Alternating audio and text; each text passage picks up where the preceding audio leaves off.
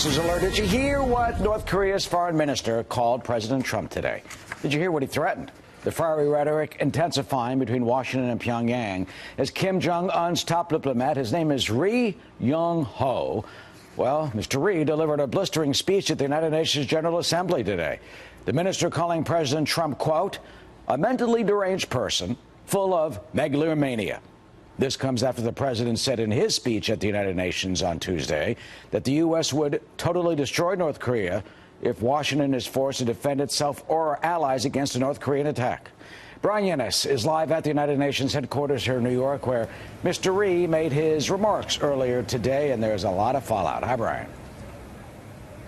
Hi, Eric. Well, yeah, a clear escalation in this war of words that continues with the United States and President Trump between North Korea. Now, North Korea came out swinging from the very beginning. As you said, the foreign minister, Ri Yong Ho, speaking on behalf of his boss, the leader Kim Jong-un today, particularly beginning the speech going after President Trump's speech given at the United Nations General Assembly on Tuesday, particularly the part in which President Trump mockingly referred to the leader of North Korea, Kim Jong-un, as Rocket Man, who was, quote, on a suicide mission. Well, today, Ri Yong Ho said that he thought it was only fair that North Korea had a chance to respond in kind with the same kind of, quote, corresponding tone.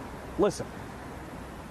He tried to insult the supreme dignity of my country by referring it to a rocket. By doing so, however, he committed an irreversible mistake of making our rocket's visit to the entire U.S. mainland inevitable all the more. Now, the speech comes a day after Kim Jong-un released an unprecedented statement, a personal statement to the world about President Trump and the United States. And in that statement, he called President Trump a mentally deranged U.S. dotard, and Trump called Kim a madman on Twitter in response to that, who will be tested like never before. Well, today, North Korea took more personal jabs at President Trump in front of the world. The person who is chastised even by American people as Commander-in-Chief, Lion King, President Evil, is holding the seat of the U.S. president, and the dangerous reality that the gambler who grew old using threats, frauds, and all other schemes to acquire a patch of land holds the nuclear button.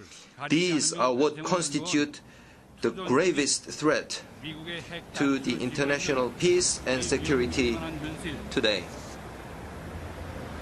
Of course, it's fresh coming from a regime such as North Korea, which tortures its own people and starves its own people and has continued to do what it has done. But this is what we're come to used to in terms of North Korea speaking at the UN, sort of living in an alternate reality. But what we aren't used to so much are these personal jabs at the President of the United States. And again, Ri Yong Ho also speaking about the fact, again, like he did last year, that the U.S. sanctions and the Security Council sanctions against North Korea are undemocratic, and that he believes that North Korea's nuclear program is in defense. It is something that they need to have to defend itself against the United States. No word yet from President Trump. I'm sure we can expect some sort of response via Twitter at some point. Yeah, he also said they aim for a balance of power with the United States. Brian, thank you.